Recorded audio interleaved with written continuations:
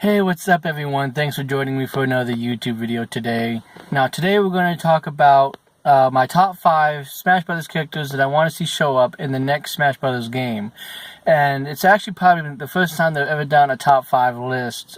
Usually I do top picks, which is just, you know, the things that I would like to see, or the top reasons why something is this, that, and the other. It's usually in no particular order, and in a way this list isn't in any particular order. These are just the top 5 that I came up with, thinking that these would be great ideas for future iterations of Smash Brothers characters. And just like with every other video that I do, I'd love to hear what you guys have to think. What characters do you want to see show up in future Smash Brothers games? I believe that it's inevitable with the Nintendo Switch and its popularity that we're going to see a Smash Brothers game show up. Whether that's a Smash Brothers Deluxe, a la like what we got with Mario Kart 8, and it's just the last one redone for the Switch, or whether it's a whole new game in the series. Either way, I'm pretty sure that Nintendo is working on a Smash Brothers game, and we'll see one. And these are just some characters that I would love to see show up, and I'd love to hear what you guys think. What characters would you love to see show up in the next Smash Brothers game? So the very first thing that we're going to do is just throw those honorable mentions out there that I'd love to see every single Smash Brothers character show up again. We missed out on Ice Climbers and Wolf in the last one, and I'm not sure why, because Ice Climbers usually shows up in every single Smash Brothers game, but the 3DS's limitations really sort of hindered that whole experience. But now we have the Switch. It's a very capable system, so I'd love to see Wolf show back up. I'd love to see Ice Climbers show back up. And even Snake, for those people that really want more third-party support out there. And hopefully you'll like my list. To me, it's a little oddballish. It's not exactly the most... it's not exactly the best top 5 out there. I'm sure there's people out there that can come up with way better characters than what I could. But these are just my reasons. So, number 5. Silex, Trace, Dark Samus, just any other Metroid character, please. I don't really count Zero Suit Samus. Technically, that's the same person. It's the same iteration. I get why you separated it, to sort of, you know, because they play differently and all that stuff. It's like Sheik and Zelda make a lot of sense. But I would like to see a different character. You know, and I say Silex because I think Silex is going to show up in the next Metroid game, Metroid Prime 4. I think it's going to involve Silex. I believe Silex was the person that was following Samus at the end of Metroid Prime 3. Silex also showed up in Metroid Prime Hunters, and also had that little cameo kind of thing at the end of Federation Force. So it makes a ton of sense that they would use Silex, somebody who's kind of going to rival Samus, but also we've had Dark Samus in the past. And we've also Trace is one of my favorites from Metroid Prime Hunters. So just anybody really from another Metroid game would be great to see. Number 4, also like I said, kind of an oddball character, but I'd like to see Rayman. I believe Rayman was actually kind of one of the big top contenders for a character that was going to show up as DLC. There was that whole thing that was going around with the last Smash Brothers that proved to be a hoax. But I really do think that it would make sense, because Rayman is a character that is notorious for being on Nintendo consoles. After all, Origins and Legends were the reasons why. Rayman Legends was the reason why I bought my Wii U, pretty much. Like, I was looking forward to playing that game.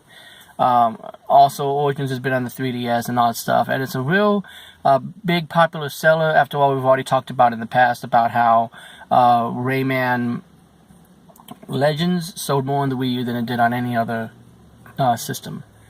So I think that it really makes a ton of sense to throw Rayman in there.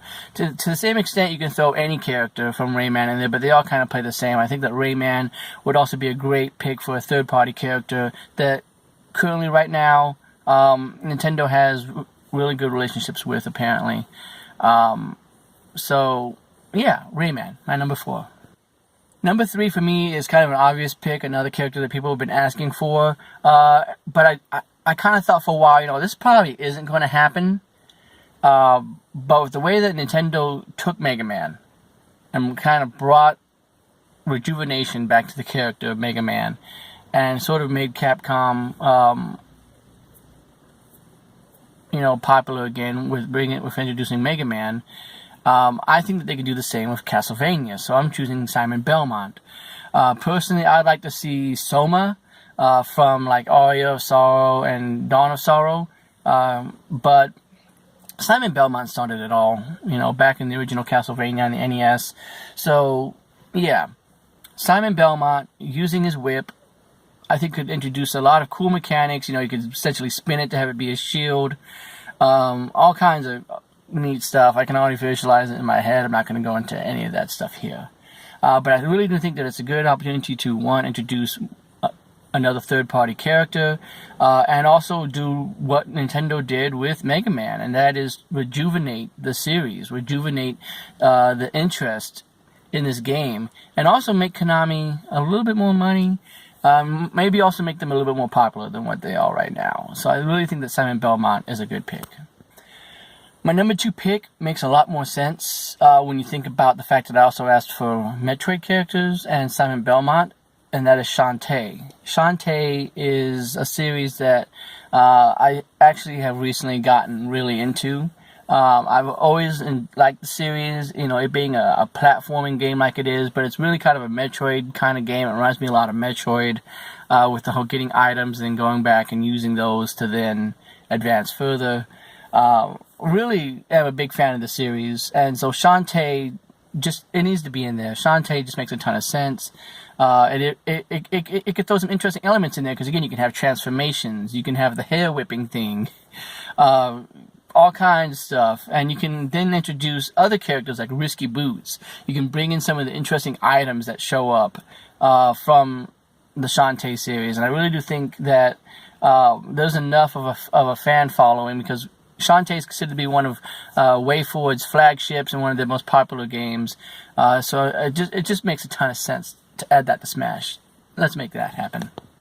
And finally, my number 1, and this is where it gets really odd, because I'm sure that there's nobody else out there that would ask for these characters, but my number 1 pick is Lolo and Lala from The Adventures of Lolo.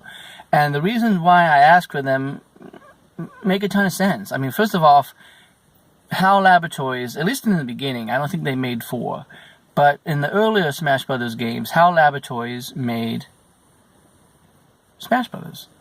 HAL Laboratories also made The Adventures of Lolo. And so it makes a ton of sense that you'd have them work on Smash Brothers and them also bring in characters that they worked on.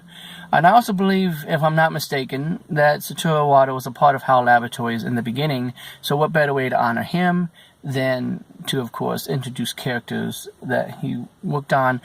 And I'm kind of hoping, because Nintendo doesn't really have a big puzzle series going on, that they can do like what they did with Kid Icarus. That Kid Icarus shows up in one game, interest in this character rejuvenates. Now suddenly there's Kid Icarus Uprising, and then the next Smash Brothers has 3 characters from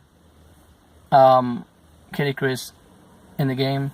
So that's what I'm hoping.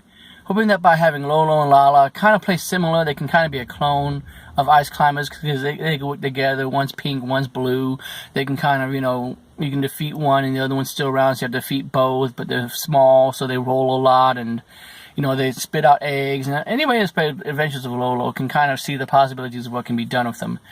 But I'm also hoping that by them coming back, that rejuvenation in the series comes back, we see another Adventures of Lolo game show up on the Switch. Because I enjoyed the series. I really liked playing Adventures of Lolo back when I was a kid. And it kind of reminded me of an adventure puzzle game. Like, you would climb up these floors and then eventually beat like the Egg King or whatever his name was. And that's another character that could show up. You can introduce him as like a side character to kind of be like, hey, who's that?